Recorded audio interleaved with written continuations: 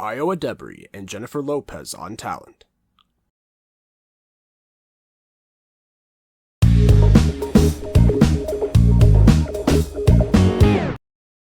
Doechii's on this generational run right now, and I feel like the girls aren't tapping in. Well, the girls are tapping in, but like the girls aren't tapping in all the way, and I just feel like we just gotta tap in. Like we really gotta like y'all get on y'all zooms.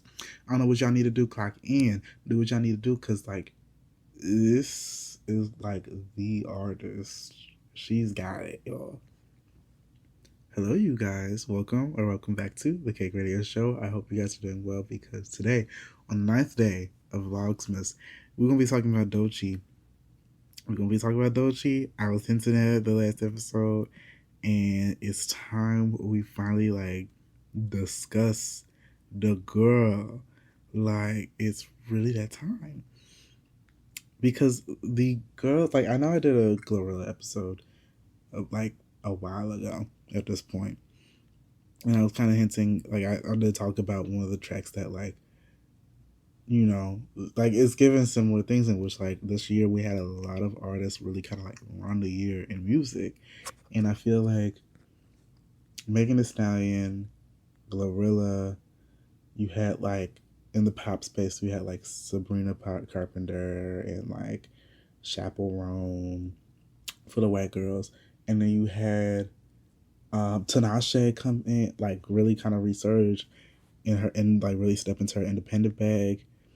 But I feel like a lot of people don't talk about how Doechii, like 2024 was high key Doechii's year because she has had a generational run. Like I'm telling y'all, like this year on August 30th, she released Alligator Bites Never Heal, and outside of that, like she really was like, I guess she was running the shit. Like she really had the tracks. Like she had in March of this year, she had Alter Ego, which was her and JT's track, and that track really kind of changed things. Like it really like got people tapping in.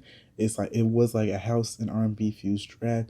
So like the girls that got it, and it also came at like a right time for JT because JT was kind of at the like she was kind of in the middle of her rollout for City Cinderella, her little like album or EP or whatever she wants to call it, depending on how she wakes up in the morning.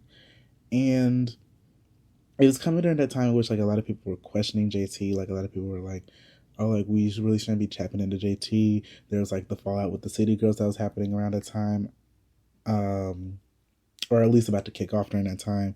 Like the girls was kind of, and the girls was also making fun of JT because like she was doing the tours at like McDonald's and like small bars and stuff like that. It was given by Rescue Down, but like the girls was really like not giving her things. And Alter Ego comes out, and a lot of people were gagging at the track, and they're like, "Ooh, like JT and Doechii really giving it. They really giving it." And both of them really enjoyed the track. JT said this was one of her favorite like collaborations, if I remember correctly. And then in terms of that, obviously, Alligator Bites Never Heal comes out. She had like even well before. Oh my god, because like I keep forgetting, like she also was dropping smaller singles during that time as well.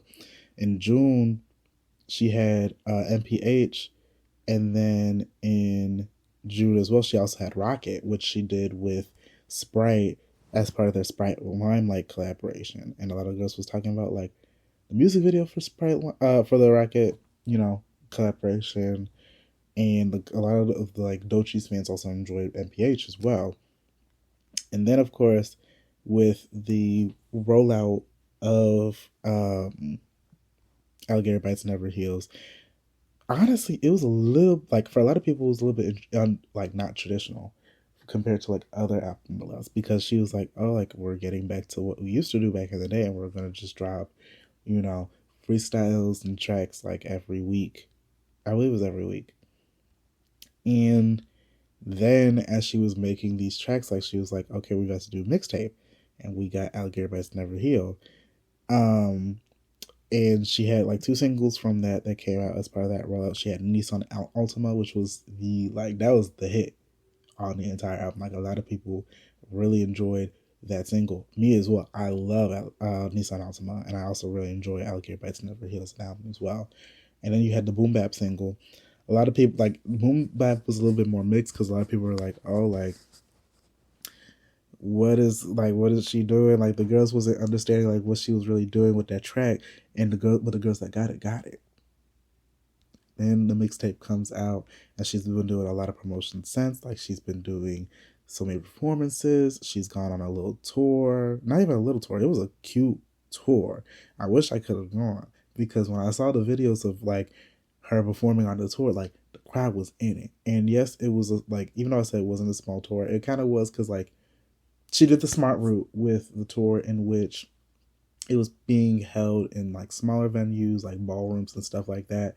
Which honestly, for like newer artists, even though Doechii's been in the game for about 4 or 5 years now, newer artists, when they like really start getting traction, should start in like the ballrooms and then like the smaller venue spaces to like, you know, have that more intimate feel with the audience, and also just like guarantee the fact that people are going to come out and sell out these tours. And she was having some sold out shows during this tour as well, compared to like someone like Sexy Red. Well, not shading Sexy Red here, but compared to someone like Sexy Red, who jumped straight to like stadium tours, and then people were online making fun of her for like her tours not selling, or like her shows not selling. And it's not a fault of like people not necessarily listening to Sexy Red, or like caring about the audience. It's just that she might have jumped the gun a little bit trying to do the stadium tour, where she should have started off with like the smaller venues and crowds. Chloe did a similar thing, in which War and Pieces, her debut album, when that came out, even though everyone was dragging the album, and like it had a lot of mixed reactions, and now time has gone by and people have grown to the album. When she did the In Pieces tour, she did in ballrooms and smaller venues, and she had a lot of sold out tours, and it helped recoup some of the like expenses and stuff that was lost on making the album and rolling out the album, even though, you know, that's another conversation. Also, and like back on Doechii, you know, very smart rollout with this tour. The girls was really clicking and eating the tour up. You know, she was still also doing her like features and collaborations as well. She did like I'm his, he's mine with Katy Perry for the 143 album, which, you know, and she also did the performance for that song at the MTV Awards. Doechii was good, and Doechii was doing as much as she could on that track, even though Katy Perry was being really lazy with that, and just like it was just a bad track overall. It wasn't Doechii's fault. Doechii did as best as she could with that. Clap if you think Doechii did as good as she could with that track. Yeah. But anyways, she also had I Hate Your Ex-Girlfriend with Banks, which came out. And, you know, while these songs are coming out, she also had Balloon with Tyler, the Creator, which got her a lot of attention. And also, like, she performed at Camp Flogna, which a lot of people enjoyed that performance. She performed with Tyler, and she also had a solo performance. And with the solo performance she did, she brought out SZA. And there was a very interesting conversation about people who were like gagged that SZA popped out, and a lot of people being like, oh, like that, now people regretting that they didn't pull up to the performance if they didn't go to the performance because of that surprise. And now like she's been really rolling out the album still to this day. Like, she recently did performances for, I think it was the Jimmy Fallon show. I think it's the Jimmy Fallon show, either Jimmy Fallon show or like the Jimmy Kimmel show. And then she also did her Tiny Desk for NPR, which came out a few days ago, which she ate that up. Like, that honestly might be one of my favorite Tiny Desks that I've seen in a long time. Like, usually, like, my other favorites, we'll dig into that because I think that could be another conversation, honestly, for another podcast episode. But she had one of the best performances I've seen in a while for the Tiny Desk, in all honesty. And then she also confirmed that she has an interview with Nardwuar coming out soon. We don't know when that's happening, but it's happening soon. And she's also been doing interviews and stuff like that with, like, you know, vloggers and journalists, and doing like paper interviews and stuff like that. And she also confirmed that her debut studio album is coming out next year. So very exciting stuff on the front with that. People outside of those collaborations and features, like everyone's been co-signing Doechii. Doechii got a Kendrick Lamar co-sign, and like outside of that, like Doja Cat co-signed her when she, had her help like open and headline the Scarlet tour when Doja released the Scarlet album, and a lot of people were like, oh, like there's been a lot of conversation about people being like, oh, like they're trying to force Doechii on us. They're trying to force Doechii on us. Like Doechii doesn't have it, da da da da da. But artists, like there's so many artists that are co-signing her. When she did the Doja Cat tour with Doja literally, there's a video of Doja literally like talking to Doechii, being like, you like literally giving her flowers and being like, you should have been more successful now because like your talent is insane, and literally like giving her flowers when other people, even other Doja fans, were not giving Doechii the flowers that she really deserves. Again, the Kendrick Lamar co-sign, which says a lot, especially because Kendrick has one of the biggest years. This was his big year this year, and Kendrick rarely co-signs other artists like that. So for a Kendrick co-sign like that says a lot. And like other artists are collaborating with her, other artists are like bumping her. Like JT gave her praise when they did Alter Ego. And even after the release of Alter Ego, Katy Perry's been showing her love with after they collaborated and stuff like that. Like people, whether like fans love Doechii, the celebrities are also loving Doechii, and it is really showing. And it's also the thing about Doechii, and what really works with with her is the fact that she is providing us with a type of rapper and a type of artist that we haven't really seen in a long time. And that says a lot about the industry, at least a bad thing about the industry, because you've seen, this is one of the first times that I've personally seen in a long time, like a dark-skinned Black woman really be like becoming the talk of the town and really dominating conversations and getting people's attention.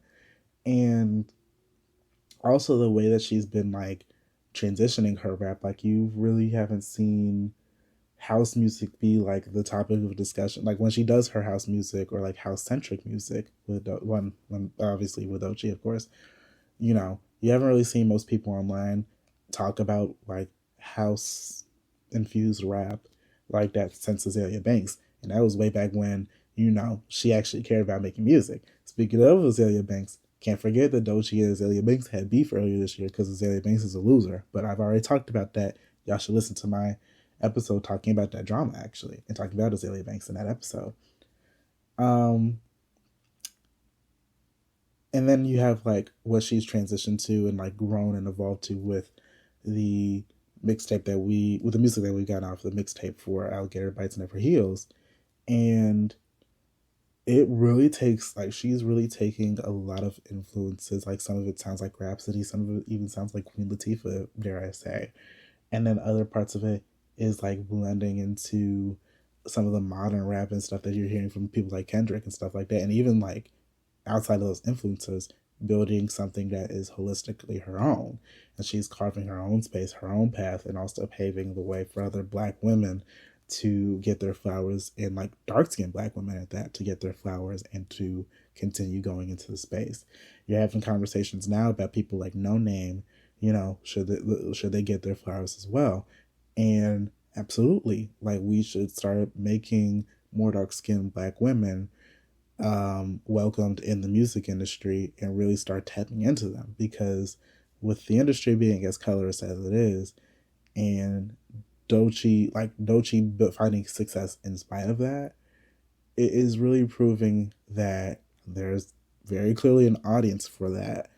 And maybe instead of, pumping out all these light skins who don't have as much, like nearly like miles, not enough talent compared to like Doechii or any of these other dark skin artists that have been building their space and building attention, maybe we should start putting more interest in these women and these people to make the industry look a little bit more equitable. That's obviously something that is not new. It's not a new concept. People have said that before, but I guess it's something that people especially the industry, has to see and believe. But that's my thoughts on Doechii. I hope y'all enjoyed this episode of the Cake Radio Show, and I hope you guys have been enjoying the stuff that Doechii's been putting out. Let me know what your favorite feature from Doechii has been in the past year, and tell me what your favorite song off Alligator Bites Never Heals is. Like, my favorite, hands down, is Boom Bap. Actually, like, I enjoyed Nissan Altima, but I also like, my favorite, hands down, is Boom Bap. And also, like, how let me know, like, whether you've been like new to the Doechii train or you've been a fan from the minute. Let me know, like, how, like, what was your first Doechii song? Like, what was the first song from her that you listened to? I think for me, like, I came near, I guess, the beginning of her, what's the word? When she's really started popping off. Like, I really became aware of her when, like, Persuasive came out, the original single, and then back in, like, 2022. And then, like, followed her ever since. And, like, I've been following her, like, even with some of the other stuff that she's been doing, like a lot of the small things. A lot of people don't know this, but one of my favorite tracks from her, like, just in general, is, like, the cover, like, the Universal Swamp album, Universal Swamp Anthem cover that she did with, like, Google, and she, like, got the co-sign from, like, UGK to do that track. That's one of my favorite tracks that she's put out. Very, like, interesting, rough cut that a lot of people sleep on. But hey, that's one of my faves from her. She's really been taking it, and I really enjoy the girl. And I wish her nothing but the success like, as much success as she wants. But that's been it from me. I hope y'all enjoyed this episode. As I talked about before, be sure to like, comment, subscribe, and share on to your friends, to your family, and who have you. And be sure, if you're listening to this on your favorite podcast platform, be sure to, if you want to listen to this on YouTube, be sure to subscribe, because you get episodes here before anywhere else. But also, if you're still listening on your favorite podcast platforms, be sure to like and share the video, give the show a good rating, because it helps, and turn on notifications. I'll talk to y'all tomorrow. Bye-bye.